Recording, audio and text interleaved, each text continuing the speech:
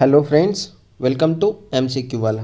Friends, आज की session में हम देखेंगे प्लेटफॉर्म पब्लिकेशन के वॉल्यूम 2 में सेट नंबर 2 को। इससे पहले एक प्रैक्टिस सेट कंप्लीट हो चुका है वॉल्यूम 2 का, और साथ ही साथ वॉल्यूम 1 में 24 प्रैक्टिस सेट था, वो पूरा कंप्लीट हो चुका है। तो आप लोग प्लेलिस्ट में जाके सारी वीडियोज़ को अच्छे से देख लीजिएगा। इस क्लास का PDF आपको हमारे टेलीग्राम चैनल पर मिल जाएगा। क्वेश्चन भी अपलोड मैं कर देता हूँ, आंसर भी अपलोड कर देता हूँ। तो जाके वीडियो के डिस्क्रिप्शन बॉक्स में टेलीग्राम का लिंक है, वहाँ से टेलीग्राम चैनल से आप लोग जुड़ जाइएगा। और साथ ही साथ किरण पब्लिकेशन का भी प्रैक्टिस सेट चल रहा है, तो आप ही लोग के डिमांड पे ये सब प्रैक्टिस सेट चलाया जा रहा है। तो लगातार आप लोग वीडियोस को अच्छे से देखिए, आपके लिए बहुत ही लाभदायक होगा। तो चलिए शुरू करते हैं आज की सेशन को। और अभी तक आप लोग चैनल से नहीं जुड़े हैं तो चैनल को सब्सक्राइब कर लीजिए, बेल आइकन को प्रेस कर लीजिए और हमारे साथ जुड़ जाइए। तो चलिए शुरू करते हैं आज की सेशन में सेट नंबर 2 को। सेट नंबर 2 क्वेश्चन नंबर 1 है, निम्नलिखित में से किसने 1858 में झांसी के किले की घेराबंदी की थी? तो 1857 की क्रांति के बाद 1858 में झांसी के किले की घेराबंदी किसने की थी? तो ये ह्यू रोज ने किया था। Option A is the right answer. तो इसको ध्यान में रखेंगे। ह्यू रोज ने रानी लक्ष्मीबाई को कहा था कि भारतीय विद्रोही में यही एकमात्र महिला मर्द थी। तो इसको ध्यान में रखेंगे, यह कथन भी ह्यू रोज का ही है। और 1857 की क्रांति को झांसी में दबाना, ये भी ह्यू रोज को ही इसका श्रेय जाता है। तो इसको भी ध्यान में रखेंगे। और A.O. ह्यूम कौन है? तो A.O. ह्यूम के समय 1885 में A.O. ह्यूम के द्वारा कांग्रेस की स्थापना की जाती है। कैंपबेल कौन है? तो कैंपबेल वही है जो लखनऊ में 1857 की क्रांति को दबाता है। और जनरल डायर, तो जनरल डायर का संबंध जलियांवाला बाग हत्याकांड से है। तो इसको ध्यान में रखेंगे। 2. हाल ही में किसने 2023 UNHCR नानसेन शरणार्थी पुरस्कार जीता है? तो 2023 UNHCR नानसेन शरणार्थी पुरस्कार जीता है अब्दुल्लाही मायर ने। Option number C is the right answer. इसको ध्यान में रखेंगे। ये कहाँ की है? तो ये केन्या की है। तो इसको ध्यान में रखेंगे, ये जीती है UNHRC नानसेन शरणार्थी पुरस्कार 2023। 3. हाल ही में विधानसभा चुनाव में नवनिर्वाचित मुख्यमंत्री का सुमेलित क्रम है। तो इसमें कौन सा सुमेलित क्रम है, यानी कि इसमें सही पूछ रहा है कि इसमें सही कौन सा क्रम है? तो ये है आपका किसरीलाल दुहोमा, मिजोरम के मुख्यमंत्री। Option number D is the right answer. तो इसको ध्यान में रखेंगे। मोहन यादव ये कहाँ के मुख्यमंत्री बने हैं? तो ये मध्य प्रदेश के मुख्यमंत्री बने हैं मोहन यादव। विष्णु देव राय ये कहाँ के हैं? तो ये हैं छत्तीसगढ़ के विष्णु देव राय। और राजस्थान के मुख्यमंत्री कौन बने हैं? अनुमुल्ला रेवंत रेड्डी, भजनलाल शर्मा ये बने हैं राजस्थान के मुख्यमंत्री। और अनुमुल्ला रेवंत रेड्डी ये कहाँ के? तो ये तेलंगाना के नए मुख्यमंत्री हैं। तो इन सबको अभी करंट का ये क्वेश्चन है, इसको याद रखेंगे। 4. बर्मा ब्रिटिश भारत से कब अलग हुआ? तो बर्मा जो है, यानी कि ये किसका बर्मा नाम है? तो ये म्यांमार का पुराना नाम बर्मा है। ये ब्रिटिश भारत से अलग हुआ था 1935 में। भारत सरकार अधिनियम 1935 के तहत बर्मा को भारत से अलग कर दिया गया था। और बर्मा और अंग्रेज़ों के बीच में एक युद्ध भी हुआ है, आंग्ल बर्मा युद्ध 1824 से 1826 तक। तो इसको ध्यान में रखेंगे। और ये यान डबू संधि के तहत समाप्त हुआ था प्रथम आंग्ल बर्मा युद्ध। इसको भी याद रखेंगे। 5. भारत के सबसे कम स्थलीय सीमा बांटता है। तो भारत के साथ सबसे कम स्थलीय सीमा किस देश का लगता है? तो ये हो जाएगा म्यांमार। दिए गए ऑप्शंस में म्यांमार है, तो इसको ध्यान में रखेंगे। म्यांमार के साथ 1643 किलोमीटर की सीमा लगती है। चाइना के साथ 3488 किलोमीटर। बांग्लादेश के साथ सर्वाधिक सीमा हमारी लगती है भारत की 4096 किलोमीटर। और पाकिस्तान के साथ 3223। तो इसको ध्यान में रखेंगे, 3323 3323 किलोमीटर पाकिस्तान के साथ। तो सर्वाधिक सीमा हमारी बांग्लादेश के साथ। दूसरे नंबर पे आता है चाइना, उसके बाद आता है पाकिस्तान, उसके बाद आता है नेपाल। लेकिन यहाँ पे नेपाल ऑप्शन में नहीं था, तो इसलिए सबसे कम सीमा यहाँ पे म्यांमार था ऑप्शन में। तो ये राइट आंसर हो जाएगा ऑप्शन नंबर डी। 6. उत्तर कोरिया तथा दक्षिण कोरिया के बीच सीमा रेखा को क्या कहते हैं? तो उत्तर कोरिया और दक्षिणी कोरिया के बीच सीमा रेखा को क्या कहा जाता है? 38 डिग्री समानांतर रेखा। Option number 3 is the right answer. तो इसको ध्यान में रखेंगे।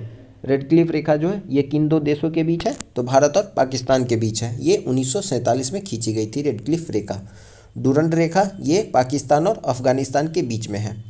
17वीं समानांतर रेखा ये उत्तरी वियतनाम और दक्षिणी वियतनाम के बीच में है। 49 डिग्री समानांतर रेखा ये अमेरिका और कनाडा के बीच में है। भारत और चाइना के बीच में कौन सी है, तो वो है मैकमोहन रेखा। इन सभी रेखा को आप याद रखेंगे। 7, न्यू डेवलपमेंट बैंक का मुख्यालय कहाँ है? तो न्यू डेवलपमेंट बैंक जो है ये किसका बैंक है, तो ये ब्रिक्स का बैंक है। ब्रिक्स जो है ये इसका बैंक है, न्यू डेवलपमेंट बैंक। और इसका मुख्यालय जो है ये कहाँ पे स्थित है, संघाई में स्थित है। Option number A is the right answer. और ब्रिक्स का मुख्यालय कहाँ पे है, तो ब्रिक्स का मुख्यालय जो है ये बीजिंग चाइना के अंदर है, तो इसको ध्यान में रखेंगे। और न्यू डेवलपमेंट बैंक की स्थापना 15 जुलाई 2014 को हुई थी। 8, पहला जनजातीय खेल महोत्सव का आयोजन कहाँ किया गया है? तो पहला जनजातीय खेल महोत्सव का आयोजन जो है ये किया गया है भुवनेश्वर उड़ीसा के अंदर। Option number A is the right answer. इसको ध्यान में रखेंगे। अगस्त 2023 में एक पुस्तकालय महोत्सव भी हुआ नई दिल्ली के अंदर, ये भी इम्पोर्टेंट है। लद्दाख में कौन सा फेस्टिवल होता है, तो लद्दाख में हेमिस फेस्टिवल होता है, इसको भी याद रखेंगे। और हैदराबाद में कौन सा हुआ, तो बोनालू त्यौहार जो है ये हैदराबाद में हुआ है, तो इन सभी को याद रखेंगे। पहला जनजातीय खेल महोत्सव भुवनेश्वर उड़ीसा के अंदर आयोजित किया गया है। 9, कालिदास सम्मान पुरस्कार प्रारंभ किया गया किस सरकार के द्वारा? तो कालिदास सम्मान पुरस्कार जो है ये प्रारंभ किया गया है मध्य प्रदेश सरकार के द्वारा। Option number C is the right answer. Kalidas कौन थे, तो ये कालिदास को भारत में संस्कृत का सबसे बड़ा कवि भी माना जाता है। और ये गुप्त वंश के महान शासक चंद्रगुप्त द्वितीय के दरबार में रहते थे कालिदास, तो इन सभी बातों को याद रखेंगे। और इन्हीं की एक पुस्तक भी है अभिज्ञान शकुंतलम, जो कि बहुत ही प्रसिद्ध पुस्तक है, अभिज्ञान शकुंतलम। 10, राष्ट्रीय हरित हाइड्रोजन मिशन के कार्यान्वयन के साथ वर्ष 2030 तक भारत की हरित हाइड्रोजन उत्पादन क्षमता कम से कम डैश प्रति वर्ष तक पहुंचने की संभावना है। तो हमने कितना का लक्ष्य रखा है 2030 तक राष्ट्रीय हरित हाइड्रोजन मिशन के तहत हाइड्रोजन उत्पादन क्षमता को, तो ये रखा है हमने कम से कम 5 MMT तक। तो option number 1 is the right answer. और 15 अगस्त 2021 को प्रधानमंत्री नरेंद्र मोदी ने राष्ट्रीय हाइड्रोजन मिशन की शुभारंभ किया है, इसको भी ध्यान में रखेंगे। 11, मालगुडी डेज के रचनाकार कौन है? तो मालगुडी डेज के रचनाकार हैं RK Narayan. Option number B is the right answer, तो इसको ध्यान में रखेंगे। इनकी कुछ और प्रमुख और प्रसिद्ध रचनाएं हैं जैसे कि the guide, the English teacher, Swami और उनके दोस्त, द डार्क रूम, ये सब जो है RK नारायण की प्रमुख रचनाएं हैं, तो इसको याद रखेंगे। 12, फिजी देश की राजधानी कौन सी है? तो फिजी की राजधानी क्या है, तो ये है शुआ। Option number A1 is the right answer, तो इसको ध्यान में रखेंगे। फिजी की राजधानी शुआ है। पोर्ट लुइस किसकी राजधानी है, तो ये मॉरिशस की राजधानी है, पोर्ट लुइस।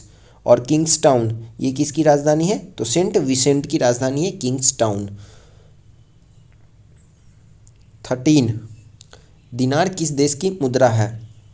तो दिनार जो है ये इराक की मुद्रा है। Option number C is the right answer. पूछ ले अगर चाइना की मुद्रा क्या है, तो ये है युआन, चाइना की मुद्रा युआन है। ईरान की मुद्रा पूछ ले तो ये है रियाल। और इंडोनेशिया की मुद्रा पूछ ले तो ये है रुपया। ये क्वेश्चन अभी बिहार दरोगा में पूछा गया था कि रुपया जो है ये कहाँ की करेंसी है, और उसमें ऑप्शन था इंडोनेशिया था, नेपाल था, बांग्लादेश था, भारत था। तो राइट आंसर इंडोनेशिया है। तो यहाँ पे हमारा दिनार पूछ रहा है, तो दिनार ईरान का है। Option number C is the right answer. 14, Saina Nehwal किस खेल से जुड़ी है? तो साइना नेहवाल का जो संबंध है ये है बैडमिंटन से। Option number C is the right answer. Saina Nehwal badminton की एक प्रसिद्ध खिलाड़ी भी है, तो इसको भी ध्यान में रखेंगे। और साइना नेहवाल विश्व बैडमिंटन में प्रथम स्थान लाने वाली पहली भारतीय महिला भी है। 15, दिल्ली के राजपथ का नया नाम क्या हो गया है? तो दिल्ली में जो राजपथ था उसका नया नाम बदल कर दिया गया है Kartavya Path. Option number B is the right answer. और इसका नाम जो है राजपथ रखा गया था 1955 में, जिसे अब 2022 में बदल के कर्तव्य पथ कर दिया गया है। अब यह मैथ और रीजनिंग का क्वेश्चन है यहाँ पे, तो इसका PDF आपको मिल जाएगा टेलीग्राम पे, तो वहाँ से आप इसको सॉल्व कर लेंगे।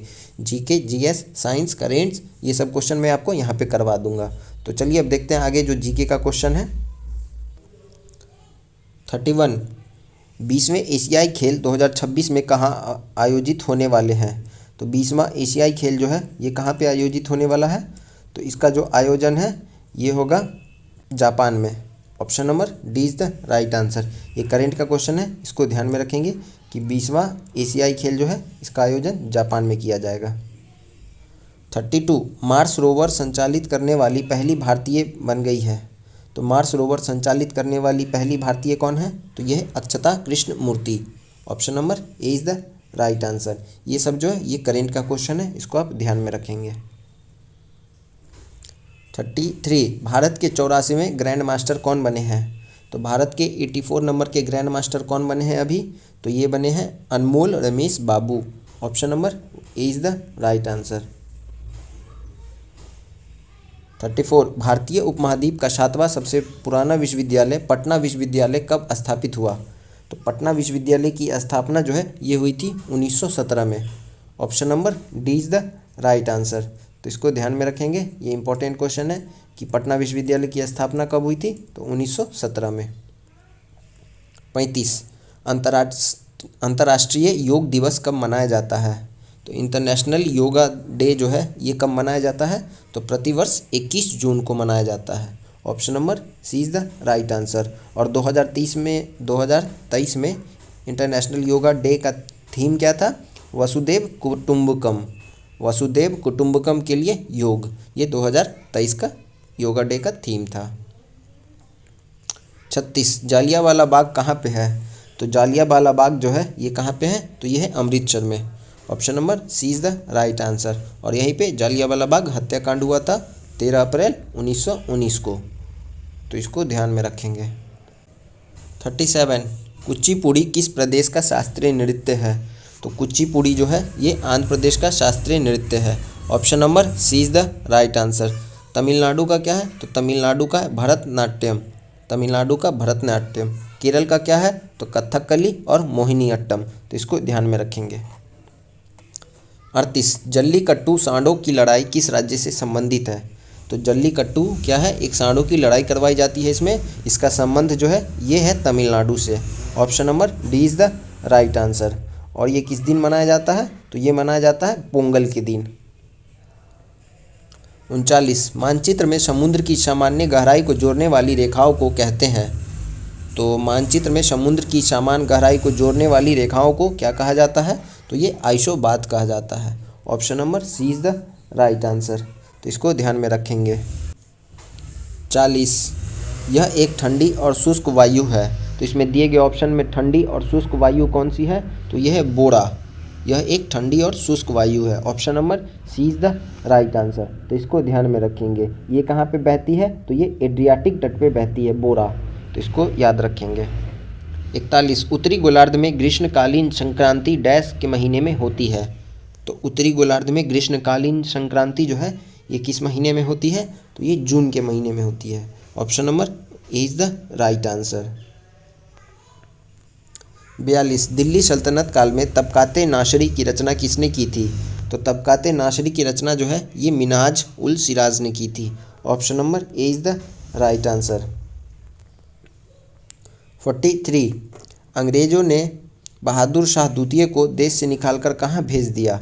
तो अंग्रेज़ ने बहादुर शाह द्वितीय को ही बहादुर शाह जफ़र भी कहा जाता है, इसको 1857 की क्रांति के बाद रंगून भेज दिया गया था। Option number A is the right answer. और 1862 में वहाँ पे उनकी मृत्यु हो जाती है। 44 भारतीय आधिकारिक गोपनीयता अधिनियम कब पारित किया गया था जिसने प्रेस की स्वतंत्रता को प्रतिबंधित कर दिया? 44 भारतीय आधिकारिक गोपनीयता अधिनियम कब पारित किया गया था जिसने प्रेस की स्वतंत्रता को प्रतिबंधित कर दिया? तो यह अधिनियम जो है ये पारित किया गया था वर्ष 1904 में। Option number B is the right answer. और उस समय वॉइसरॉय कौन था? तो कर्जन था, इसको भी ध्यान में रखेंगे। और कर्जन के द्वारा ही 1905 में बंगाल का विभाजन भी कर दिया जाता है।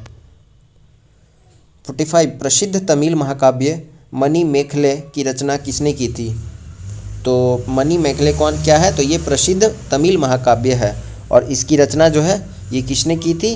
तो सत्यनार ने की थी। Option number C is the right answer. 61 किसने कहा था कि भारत की एकमात्र आशा उसकी जनता से है? उच्च वर्ग शारीरिक एवं नैतिक रूप से मृत्य है। ये जो कथन है ये स्वामी विवेकानंद का है। Option number C is the right answer. 62 सबसे अधिक प्याज उत्पादन करने वाला राज्य है। तो सबसे अधिक प्याज का उत्पादन करने वाला राज्य है महाराष्ट्र।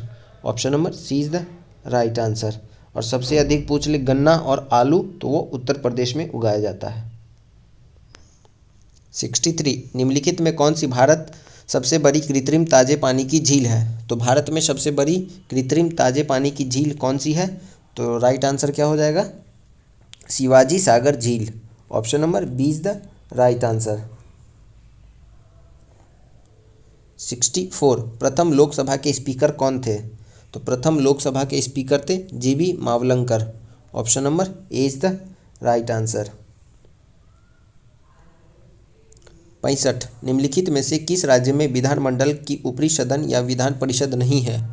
तो विधानमंडल का ऊपरी सदन विधान परिषद जो है ये भारत में बस 6 राज्य में है। बिहार, उत्तर प्रदेश, महाराष्ट्र, कर्नाटक, आंध्र प्रदेश और तेलंगाना। पश्चिम बंगाल में ये नहीं है। तो option C is the right answer. 66 Bihar में लोकसभा की 40 सीटें हैं, राज्यसभा की कितनी सीटें हैं? तो लोकसभा की 40 सीटें हैं और राज्यसभा की 16 सीटें हैं। Option number D is the right answer. पूछ ले विधानसभा में कितनी सीटें हैं? 243। विधान परिषद में 75। तो इन सबको याद रखेंगे, ये छोटे छोटे क्वेश्चंस आपको पता होने चाहिए। 67 भारतीय संविधान में राष्ट्रपति चुनाव पद्धति का स्रोत किस देश का संविधान से है? तो भारतीय संविधान में राष्ट्रपति के चुनाव का जो पद्धति का स्रोत है वो हमने किस देश के संविधान से लिया है? तो आयरलैंड की संविधान से लिया है। Option number C is the right answer. और आयरलैंड की संविधान से ही हमने डीपीएसपी भी लिया है, ये भी ध्यान में रखना है। इंग्लैंड के संविधान से हमने क्या लिया है? संसदीय प्रणाली लिया है, कानून का शासन लिया है, एकल नागरिकता लिया है, संसदीय विशेषाधिकार लिया है। जर्मनी से हमने क्या लिया है? तो जर्मनी से हमने आपातकाल का प्रावधान लिया है। जापान से हमने क्या लिया? तो जापान से कानून द्वारा स्थापित प्रक्रिया लिया है। रशिया से क्या लिया? तो मौलिक कर्तव्य लिया है। कनाडा से क्या लिया? तो संघीय ढांचा लिया है। अमेरिका से उच्चतम न्यायालय का शक्ति एवं अधिकार, उपराष्ट्रपति का पद, वित्तीय आपातकाल। और फ्रांस से गणतंत्र, स्वतंत्र, समानता, बंधुत्व, ये सब हमने फ्रांस से लिया है। तो इन सभी को याद रखेंगे। 68 शिमला समझौते पर हस्ताक्षर किए गए थे, किन दो देशों के बीच किया गया था शिमला समझौते पर हस्ताक्षर? तो ये भारत और पाकिस्तान के बीच किया गया था। Option number C is the right answer. ये कब हुआ था? 2 जुलाई 1972 को। 1971 युद्ध के बाद 2 जुलाई 1972 को शिमला समझौता हुआ था। और इसी के समय LOC जो है इसका निर्धारण किया गया था, लाइन ऑफ कंट्रोल। 69 चीनी साम्यवादी गणतंत्र का प्रथम अध्यक्ष कौन था? तो चीनी साम्यवादी गणतंत्र का प्रथम अध्यक्ष जो था ये माओ त्से तुंग था। Option number B is the right answer. और चीन की कम्युनिस्ट पार्टी की स्थापना जो है वर्ष 1921 में हुई है, इसको भी ध्यान में रखेंगे। 70 कंबोडिया की राजधानी का नाम क्या है? तो कंबोडिया की राजधानी क्या है? तो नोम पेन है। Option number B is the right answer. 71 Khasi भाषा किसमें सम्मिलित है? तो खासी भाषा जो है ये सम्मिलित है ऑस्ट्रो एशियाटिक उपकूल की मान ख्मेर रेखा शाखा से। Option number B is the right answer. 72 त्रिस्तरीय पंचायती राज व्यवस्था 73वें संविधान संशोधन अधिनियम 1992 द्वारा उस राज्य के लिए प्रस्तावित किया गया जिसकी जनसंख्या निम्न से कम नहीं है। तो त्रिस्तरीय पंचायती राज व्यवस्था किस मतलब वैसे राज्य में लागू होगा, मतलब वैसे जगह लागू होगा जहाँ की जनसंख्या जो है कितने से कम नहीं होनी चाहिए? तो वो 20 लाख से कम नहीं होनी चाहिए। Option number C is the right answer. 73 Panchayati Raj संस्थानों में महिलाओं के लिए आरक्षित स्थाने के संदर्भ में निम्नलिखित में कौन सा कथन सही है? तो इसमें पहला कथन है कि इसका प्रावधान भारतीय संविधान के अनुच्छेद 243D के सब क्लॉज 3 में दिया गया। सही बात है। यह आरक्षण अनुच्छेद 334 में विनिर्दिष्ट अवधि की समाप्ति पर प्रभावी नहीं रहेगा। तो ये जो है ये कथन गलत है। तो बस पहला कथन जो है ये सही है। तो option number 1 is the right answer. अनुच्छेद 334 के अंतर्गत क्या आता है? लोकसभा और राज्य विधानसभाओं में अनुसूचित जातियों और अनुसूचित जनजाति समुदाय में संबंधित आरक्षण का प्रावधान किया गया 324 में। तो ये महिलाओं के आरक्षण से संबंधित नहीं है, तो इसको ध्यान में रखेंगे। 74 बिहार में चल रहे प्रमुख सामाजिक कल्याण योजनाओं में दिए गए राशि में कौन सुमेलित है? तो इसमें कौन सा सुमेलित है? तो ये है बिहार शताब्दी एड्स कल्याण योजना, इसके तहत 1500 रुपये दी जाती है, यह सही सुमेलित है। बाकी बिहार शताब्दी कुष्ठ कल्याण योजना, इसके तहत कितना दिया जाता है कुष्ठ कल्याण योजना के तहत, तो ये दिया जाता है 3000 रुपये। कबीर अंत्येष्टि अनुदान योजना, इसके तहत कितना दिया जाता है, इसके तहत भी 3000 रुपये। और मुख्यमंत्री परिवार लाभ योजना, इसके तहत 25,000 नहीं, इसके तहत 20,000 दिया जाता है। तो इसको ध्यान में रखेंगे, यहाँ पे ऑप्शन डी जो है यह सही सुमेलित है। 75 निम्नलिखित में कौन भारत में सतत विकास लक्ष्यों के कार्यान्वयन के लिए एक नोडल संस्थान है। तो भारत के अंदर सस्टेनेबल डेवलपमेंट के लिए कौन एक नोडल संस्थान है, तो ये हो जाएगा NITI Aayog, national institute for transforming India. इसकी स्थापना 1 जनवरी 2015 को हुई थी। ये भारत में सस्टेनेबल डेवलपमेंट के लक्ष्यों के कार्यान्वयन के लिए एक नोडल संस्थान है। 91 किस पंचवर्षीय योजना के अंतर्गत समाज के समाजवादी ढांचे की स्थापना का संकल्प लिया गया था। तो ये किस पंचवर्षीय योजना में लिया गया था, द्वितीय पंचवर्षीय योजना। इसका समय अवधि कब से कब तक है, तो 1956 से 61 तक है। तो इसको ध्यान में रखेंगे, इसके अंतर्गत समाज के समाजवादी ढांचे की स्थापना का संकल्प लिया गया था। और ये किसके द्वारा ये जो मॉडल है प्रस्तुत किया गया था द्वितीय पंचवर्षीय योजना का, तो ये पीसी महालनोबिस मॉडल पर आधारित था। 92 भारत के संविधान की 7वीं अनुसूची में संघ सूची में निम्नलिखित में कौन सा विषय सूचीबद्ध नहीं है। तो संघ सूची में कौन सा विषय सूचीबद्ध नहीं है, तो ये हो जाएगा सार्वजनिक स्वास्थ्य और स्वच्छता। Option number B is the right answer. यह किस सूची में आता है, तो ये राज्य सूची के अंतर्गत आता है। रेलवे, बीमा, निगम कर, ये सब संघ सूची के अंतर्गत आता है। 93 ग्राम पंचायत कौन सा कर नहीं लगा सकता है। तो ग्राम पंचायत जो है ये कृषि कर नहीं लगा सकता है। Option number A is the right answer. कृषि कर लगाने का जो अधिकार है वो राज्य सरकार को है। आयकर लगाने का अधिकार किसको है, तो वो भारत सरकार को है। 94 घरेलू शेयर बाजारों में बीएसई के शेयर सूचकांक को सेंसेक्स कहा जाता है, तो नेशनल स्टॉक एक्सचेंज के सूचकांक को क्या कहा जाता है। तो जैसे बीएसई के शेयर सूचकांक को सेंसेक्स कहते हैं, वैसे ही नेशनल स्टॉक एक्सचेंज के सूचकांक को निफ्टी कहा जाता है। तो option number B is the right answer. 95 निम्नलिखित में से किस समिति की संस्तुति के आधार पर भारत में गरीबी रेखा का आकलन किया जाता है। तो भारत में गरीबी रेखा का आकलन जो है ये किस समिति की सिफारिश पर अभी तक किया जा रहा है, तो ये किया जाता है लकड़वाला समिति। Option number B is the right answer. तो इसको ध्यान में रखेंगे। भारत में गरीबी का अनुमान लगाने के लिए कई समितियों का गठन हुआ है। सबसे पहले गठन हुआ था किसका, तो ये अलद समिति 1977 में, उसके बाद लकड़वाला समिति 1989 में, उसके बाद तेंदुलकर समिति 2005 में और लास्ट में रंगराजन समिति 2012 में। तो इसको ध्यान में रखेंगे। गरीबी का जो आकलन है ये इन समितियों के सिफारिश पर अभी तक की जाती है।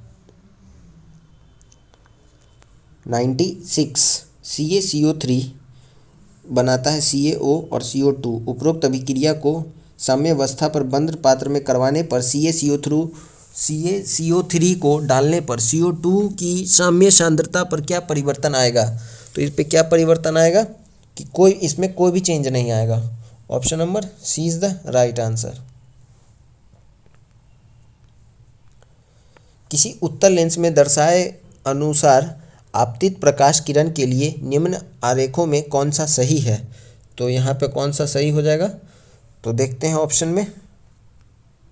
तो ये 4 चित्र दिया हुआ है, तो इसमें कौन सा सही हो जाएगा, तो ये जो चित्र ए है ये राइट आंसर है। Option number A is the right answer. 98 Albert Einstein थे एक प्रसिद्ध, तो आइंस्टीन क्या थे, तो एक प्रसिद्ध भौतिक शास्त्री थे। इन्हीं के द्वारा E = mc² जो कि एक बहुत ही प्रसिद्ध फॉर्मूला है, इसकी खोज की गई थी। 99 गंगा नदी में BOD सर्वाधिक मात्रा में पाई जाती है, किन दो के बीच में पाई जाती है, तो ये पाई जाती है पटना एवं अलुवेरिया के मध्य में। Option number D is the right answer. BOD का फुल फॉर्म क्या होता है, बायोकेमिकल ऑक्सीजन डिमांड। तो ये जो है जल को प्रदूषित करती है। पटना और अलुवेरिया के मध्य में ये सर्वाधिक मात्रा में पाई जाती है। 100 निम्नलिखित में कौन सा कथन सही नहीं है। तो इसमें कौन सा कथन सही नहीं है, तो पहला कथन जो है ये सही है, दूसरा भी सही है, तीसरा जो है ये सही नहीं है। तो ये हमारा राइट आंसर हो जाएगा। क्या कह रहा है कि रुधिर वर्ग का निर्धारण व्यक्ति के लिए रुधिर में विद्यमान प्रतिरक्षियों के आधार पर किया जाता है। तो यह जो कथन है ये गलत है। रुधिर वर्ग का जो निर्धारण है वो कैसे किया जाता है, तो वो हमारे एंटीबॉडी के आधार पर किया जाता है। तो इसको ध्यान में रखेंगे। और रुधिर वर्ग के बारे में सर्वप्रथम किसने कहा था, तो लैंड स्टीनर ने बताया था। कितने तरह का होता है, ए होता है, बी होता है, ए बी होता है और ओ होता है। 4 तरह का रुधिर वर्ग पाया जाता है। 101 प्रकाश छोटे छोटे कणों से मिलकर बना है जिन्हें कहते हैं। तो प्रकाश छोटे छोटे कणों से मिला है उसे हम क्या कहते हैं, तो उसे हम कहते हैं कणिका। Option number C is the right answer. इसी को फोटोन कहा जाता है। तो इसको ध्यान में रखेंगे। 102 टॉर्च, सर्चलाइट तथा वाहनों की हेडलाइट में बल्ब कहाँ लगा होता है। तो टॉर्च, सर्चलाइट और वाहनों की हेडलाइट में बल्ब जो है ये लगा होता है परावर्तक के फोकस के अत्यधिक निकट पे। Option number B is the right answer. 103 glycerol का IUPAC नाम क्या है। तो ग्लिसरॉल का IUPAC नाम जो है ये है propane 1,2,3 triol. Option number B is the right answer. 104 प्रत्येक ALU एक समय में कितने बीट डाटा को डिकोड करती है। तो प्रत्येक ALU जो है एक समय में कितने बीट डाटा को डिकोड करती है, तो ये 32 बीट डाटा को डिकोड कर लेती है। Option number B is the right answer. 105 ऑस्ट्रियाई वैज्ञानिक क्रिश्चियन डॉपलर द्वारा डॉपलर प्रभाव की खोज किस वर्ष में की गई थी, जो यह पर्यवेक्षक के संदर्भ में एक गतिमान स्रोत द्वारा उत्पन्न किसी भी प्रकार की ध्वनि या प्रकाश तरंग की आवृत्ति में परिवर्तन का वर्णन करता है। तो यहाँ पे सीधा हमसे ये पूछ रहा है कि डॉपलर प्रभाव की खोज जो है यह किस वर्ष की गई थी, 1842 में। Option number A is the right answer. 121 DNA संश्लेषण तथा हिस्टोन कोसा चक्र की किस प्रावस्था में बनते हैं। तो DNA संश्लेषण तथा हिस्टोन कोसा चक्र की किस प्रावस्था में बनते हैं, तो ये बनता है S स्टेज में। Option number C is the right answer. जीवन अवस्था में क्या होता है, जीवन स्टेज में, तो इसमें RNA तथा आवश्यक प्रोटीन का संश्लेषण होता है। S अवस्था में DNA का संश्लेषण होता है। G2 अवस्था में विभाजन की तैयारी होती है और M अवस्था में, इस अवस्था में कोशिका का विभाजन हो जाता है। इसमें तैयारी होती है G2 में और इसमें पूर्ण तरीके से विभाजित हो जाता है। तो इसको याद रखेंगे। 122 सही कथन की पहचान कीजिए। तो सही कथन कौन सा है, तो दिए गए ऑप्शंस में सही कथन है ऑप्शन नंबर सी कि तार का प्रतिरोध तार की लंबाई और अनुप्रस्थ काट पर निर्भर करता है। Option number C is the right answer. 123 निम्नलिखित गैस और उनके सूत्र का मिलान करें। तो मीथेन को हम कैसे लिखते हैं, मीथेन को लिखते हैं CH4। एथेन को कैसे लिखते हैं C2H6। प्रोपेन को कैसे लिखते हैं, तो प्रोपेन को लिखते हैं C3H8 और ब्यूटेन को C4H10। तो कौन सा ऑप्शन सही है, option number D is the right answer. 124 निम्नलिखित में किस विटामिन की कमी से बच्चों में सूखा रोग होता है। तो रिकेट्स जो है ये किस विटामिन की कमी से होता है, विटामिन डी की कमी से होता है। Option number D is the right answer. Vitamin A की कमी से क्या होता है, तो रतौंधी होता है, इसको भी ध्यान में रखेंगे। और विटामिन ई की कमी से क्या होता है, तो पुरुषों में जनन शक्ति में कमी आ जाती है। 125 निम्न में कौन सा धातु डाइऑक्साइड सबसे कम क्षारीय है। तो कौन सा धातु डाइऑक्साइड सबसे कम क्षारीय है, तो ये है आपका MgOH2। Option number A is the right answer. ये जो है ये सबसे कम क्षारीय है। इसी को क्या कहा जाता है, मिल्क ऑफ मैग्नीशिया भी कहा जाता है, MgOH2 को। 126 निम्नलिखित में से तत्वों का कौन सा समूह धात्विक गुणों के बढ़ते हुए क्रम में लिखा गया है। तो धात्विक गुणों के बढ़ते हुए क्रम में कौन सा लिखा गया है, तो बेरिलियम, मैग्नीशियम और calcium. Option number A is the right answer. 127 निम्नलिखित में कौन सा कथन गलत है। तो दिए गए ऑप्शन में कौन सा कथन गलत है, तो पहला, दूसरा और तीसरा जो है ये सत्य कथन है। चौथा जो है वो असत्य है कि कैश मेमोरी डाटा को अस्थायी रूप से उपयोग करने के लिए संग्रह करता है। ऐसा नहीं है। कैश जो है ये जो होता है मेमोरी डाटा को अस्थायी रूप से उपयोग करने के लिए संग्रह नहीं करता है। तो इसको ध्यान में रखेंगे। कैश मेमोरी डाटा को अस्थायी रूप से संग्रह करता है। अस्थायी रूप से नहीं करता है, अस्थायी रूप से करता है। तो डिफरेंस को याद रखेंगे। 128 पहला मानव निर्मित संश्लेषित रेशा कौन सा है? तो पहला मानव निर्मित संश्लेषित रेशा जो है ये कौन सा हो जाएगा? तो ये है आपका nylon. Option number B is the right answer. 129 मुक्त पतन उदाहरण है। तो मुक्त पतन जो है ये किसका उदाहरण है? तो एक समान त्वरण वाली गति का। Option number D is the right answer. 130 protozoa किस रोग के रोग कारक होते हैं? तो प्रोटोजोआ जो है ये किस रोग के रोग कारक होते हैं? तो मलेरिया। प्लाज्मोडियम प्रोटोजोआ से मलेरिया होता है, इसको ध्यान में रखेंगे। Option number B is the right answer. 131 निम्न में से किस प्रशीतक का उपयोग आजकल नहीं होता है? तो किसका उपयोग आजकल नहीं होता है? तो ये कार्बन डाइऑक्साइड का उपयोग नहीं होता है, प्रशीतक। Option number C is the right answer. 132 किन भूकंपीय तरंगों में अनुप्रस्थ विस्थापन शामिल होता है? तो अनुप्रस्थ विस्थापन जो है ये एस तरंगे में शामिल होती है। Option number A is the right answer. 133 रक्त में डैश नामक एक तरल मैट्रिक्स होता है जिसमें लाल रक्त कणिकाएं आरबीसी, श्वेत रक्त कणिकाएं डब्ल्यूबीसी और प्लेटलेट्स तैरते हैं। तो ये सब रक्त में कहाँ पे तैरता है? आरबीसी, डब्ल्यूबीसी, तो ये प्लाज्मा के अंदर। Option number B is the right answer. हमारे शरीर का जो रुधिर है उसमें लगभग 55 से 60% जो भाग है वो प्लाज्मा ही पाया जाता है, और प्लाज्मा में लगभग 90% जो प्लाज्मा होता है उसमें पानी पाया जाता है। 134 इंद्रधनुष एक प्राकृतिक परिघटना है जो डैश को दर्शाती है। तो इंद्रधनुष एक प्राकृतिक परिघटना है, किसको दर्शाती है? तो ये प्रकाश के वर्ण विक्षेपण को। Option number D is the right answer. 135 शरीर की भंगिका और संतुलन का नियंत्रण होता है। तो शरीर की भंगिका और संतुलन का नियंत्रण जो है ये कैसे होता है? तो ये अनुमस्तिष्क से होता है। Option number B is the right answer. तो ये आज हमारा यहाँ पे सेट नंबर 2 कंप्लीट हुआ। मैंने GK, GS, science, current affairs in सभी के क्वेश्चंस को डिस्कस करवा दिया हूँ यहाँ पे। तो आप लोग जाके टेलीग्राम से पीडीएफ को डाउनलोड कर लेंगे और मैथ और रीजनिंग के क्वेश्चंस को सॉल्व कर लेंगे, और जो भी दिक्कत होगा आप आंसर में जाके देख लेंगे। आंसर भी मैं इसका अपलोड कर दूंगा, तो टेलीग्राम चैनल से जाके जुड़ जाइएगा। और साथ ही साथ अगर आप लोग अभी तक चैनल को सब्सक्राइब नहीं किए तो चैनल को सब्सक्राइब भी कर लीजिए, बेल आइकन को प्रेस भी कर लीजिए, ताकि कोई भी वीडियो अपलोड होगी तो उसकी नोटिफिकेशंस आपको मिल जाएगी। तो कल मिलते हैं नए प्रैक्टिस सेट में, सेट नंबर 3 में। तब तक के लिए थैंक यू। जय हिंद।